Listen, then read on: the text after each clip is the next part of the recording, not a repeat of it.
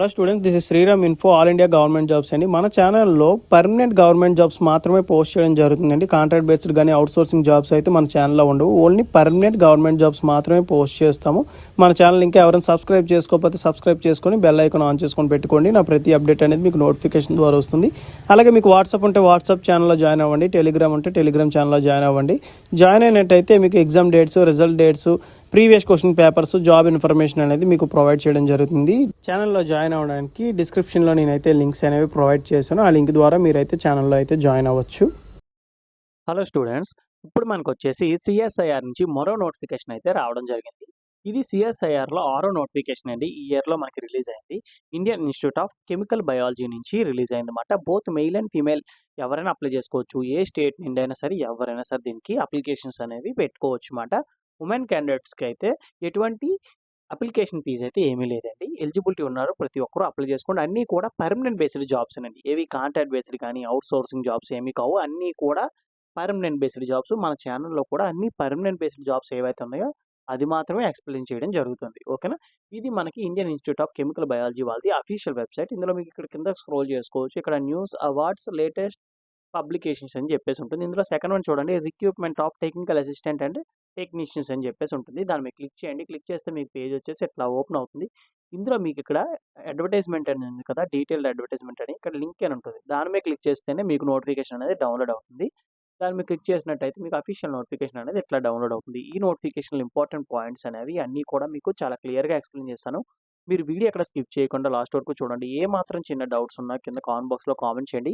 మీకు ఖచ్చితంగా నేనైతే రిప్లై ఇస్తాను.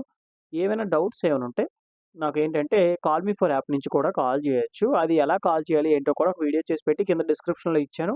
ఆ వీడియో చూసి మీరు కాల్ మీ ఫర్ యాప్ నుంచి కాల్ చేసినా సరే మీ డౌట్స్ అన్నీ కూడా నేనైతే క్లారిఫై అయితే చేస్తాను. ఇప్పుడు మనం నోటిఫికేషన్లో ఇంపార్టెంట్ పాయింట్స్ అనేవి అన్నీ కూడా డిస్కస్ చేసుకుందాం. ఇది వచ్చేసి మనకి అఫీషియల్ నోటిఫికేషన్ అండి. Indian institute of chemical biology నుంచి రిలీజ్ అయింది. ఈ నోటిఫికేషన్లో ఇంపార్టెంట్ పాయింట్స్ అన్ని చెప్పే ముందు నా నుండి చిన్న రిక్వెస్ట్ ఏంటంటే, మీకు ఈ వీడియో నచ్చినట్టయితే లైక్ చేసి మీ ఫ్రెండ్స్కి కూడా షేర్ చేయండి. ఇన్ఫర్మేషన్ అనేది వాళ్ళకి కూడా యూజ్ అవుతుంది. మీరు లైక్ చేయడం వల్ల నాకు మరింత ఎంకరేజ్మెంట్గా ఉండి ఇలాంటి నోటిఫికేషన్లు మరిన్ని మీకోసం చేయడం అయితే జరుగుతుంది.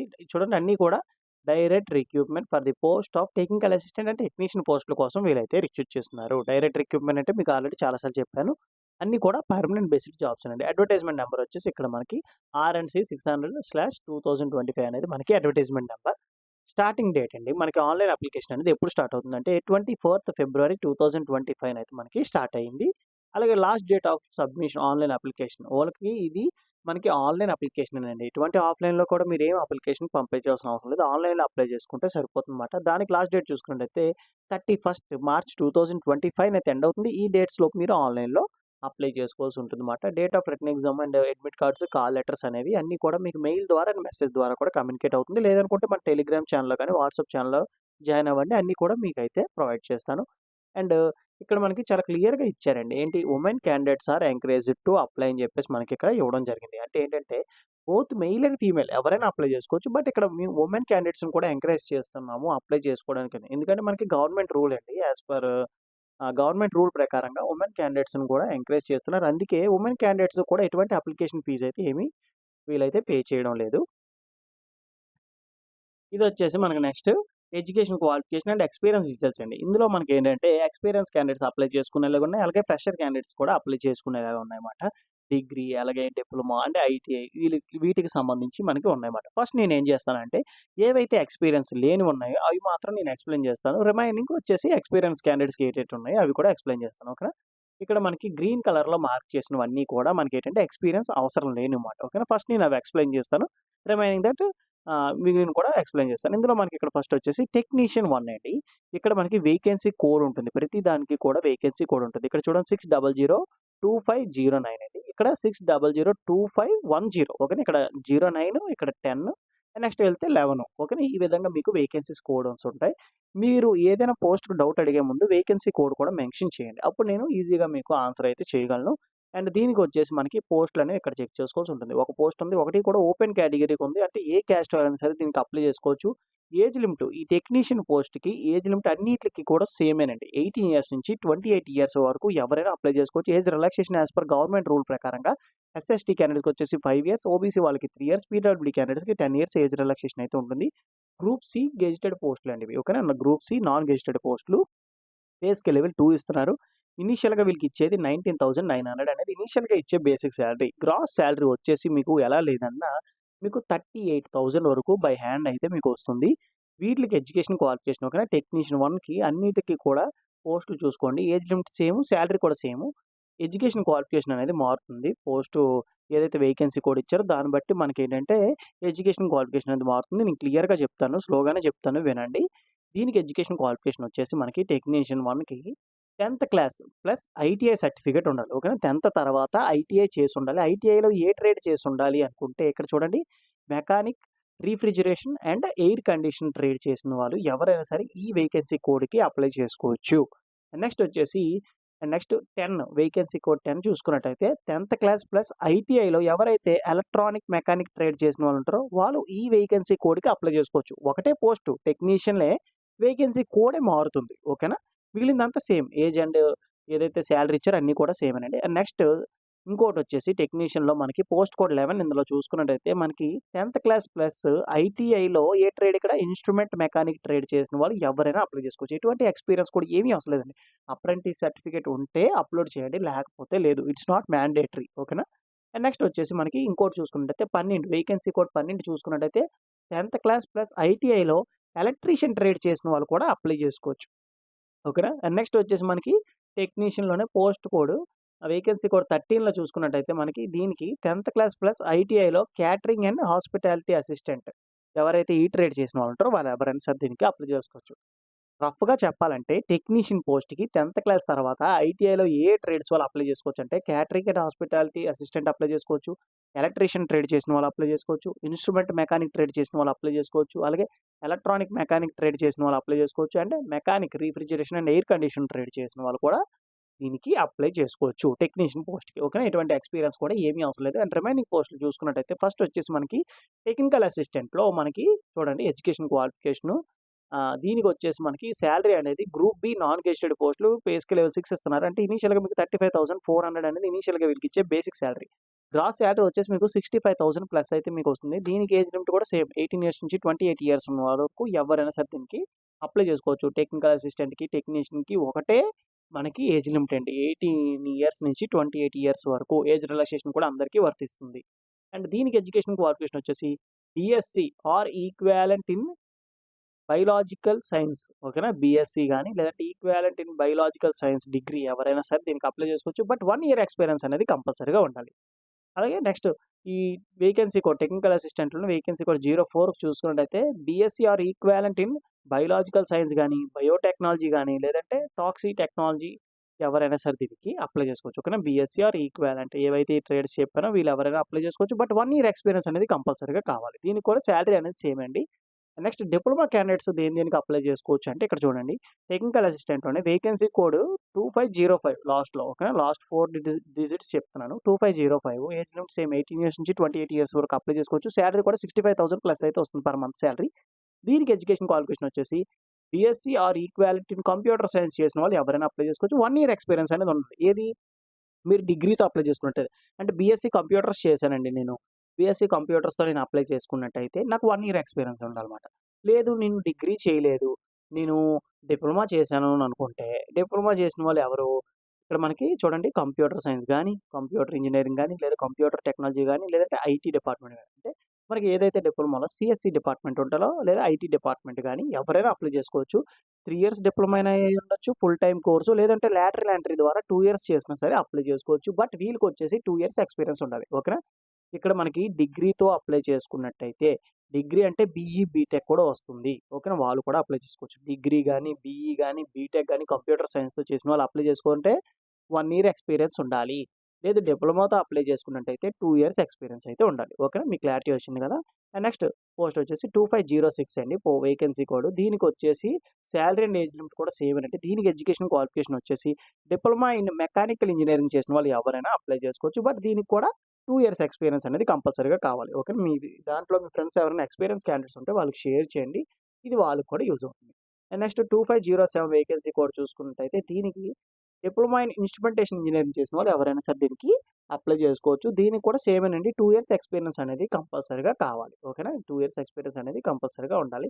నెక్స్ట్ వచ్చేసి 2508 వేకెన్సీ కోడ్ చూసుకున్నట్టయితే age limit and salary same అండి. దీనికి ఎడ్యుకేషన్ క్వాలిఫికేషన్ వచ్చేసి diploma in electronics and telecommunication engineering. అంటే ఎవరైతే డిప్లొమాలో ఈసీ వాళ్ళు ఉంటారో వాళ్ళు ఎవరైనా సరే దీనికి అప్లై చేసుకోవచ్చు. దీనికి కూడా 2 ఇయర్స్ ఎక్స్‌పీరియన్స్ అనేది రిలవెంట్ ట్రేడ్‌లో కంపల్సరీగా ఉండాలన్నమాట. ఓకే. ఇది మనకి ఈ details vacancy details.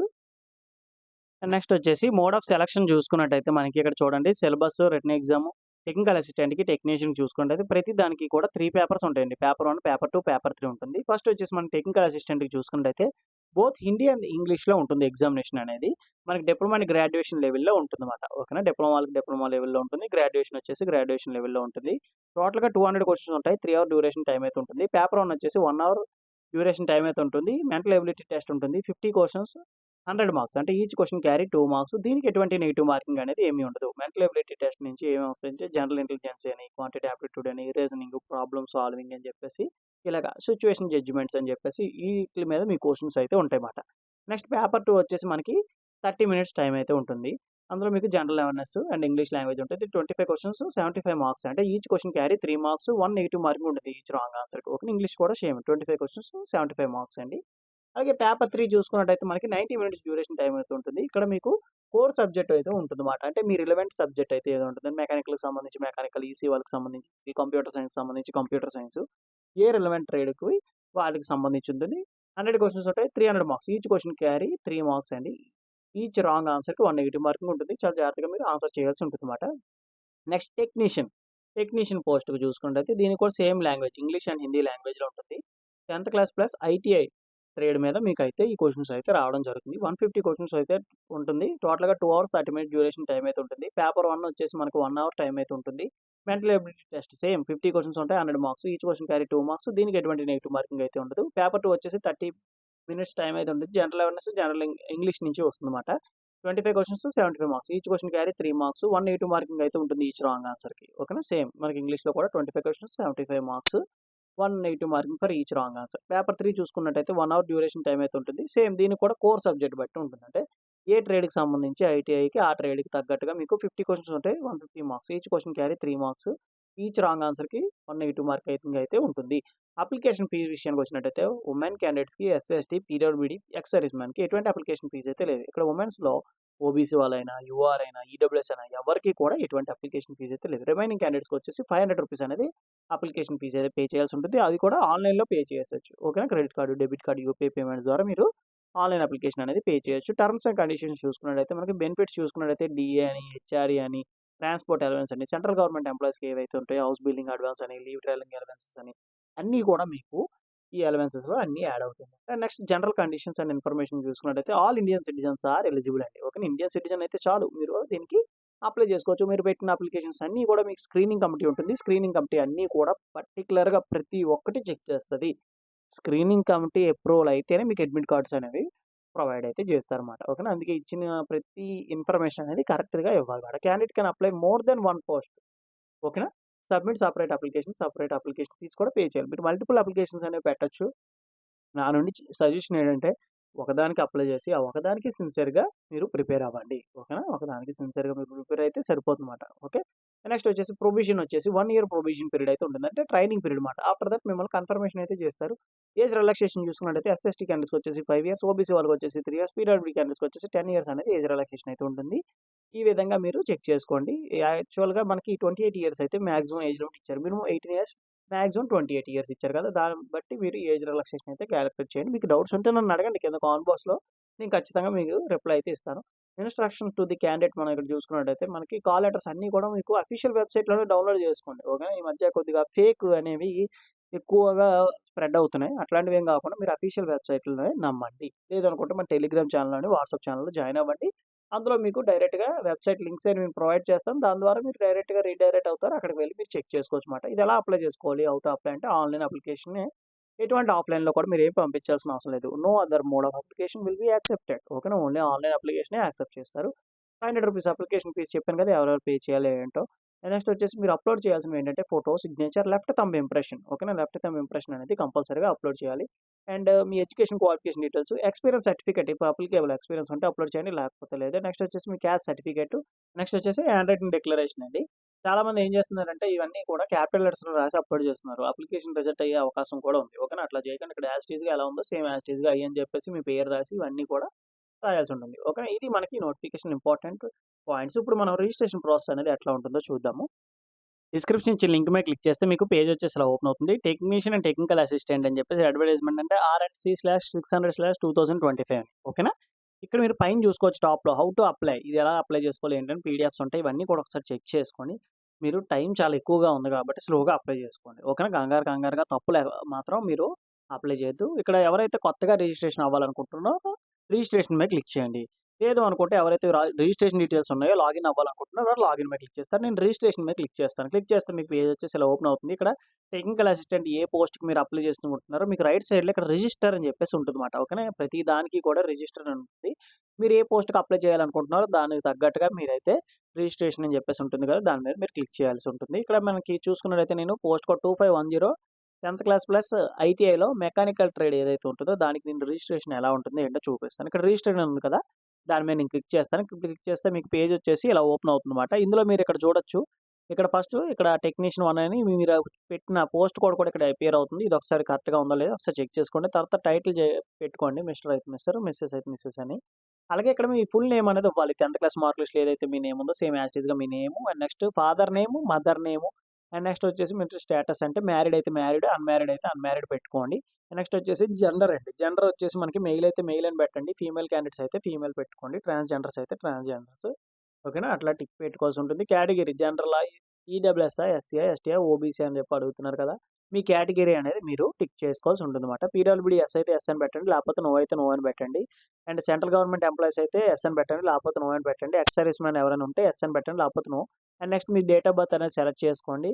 And do you have twin brothers or sisters? మీరు ట్విన్ బ్రదర్స్ ఎవరైనా సిస్టర్స్ ఉన్నారా అంటే కవల పిల్లలు. ఓకేనా? ట్విన్ బ్రదర్స్ అండ్ సిస్టర్స్ అంటే కవల పిల్లలు కాబట్టి కవల పిల్లలైతే ఉన్నట్టయితే ఎస్ అని పెట్టండి. లేకపోతే నో అని పెట్టండి. ఓకేనా? మీకు ఉన్నట్టు కాదండి. మీకు బ్రదర్ గాని, సిస్టర్ గాని ఉన్నారా లేదా అని అడుగుతున్నారు. ఓకేనా?